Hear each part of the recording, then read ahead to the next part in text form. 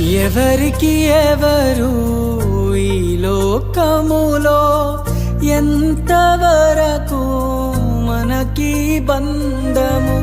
ఎవరికి ఎవరు ఈ లోకములో ఎంతవరకు మనకి బంధము? ఎవరికి ఎవరు సొంతము? ఎవరికి ఎవరు శాశ్వతము? ఎవరికి ఎవరు సొంతము?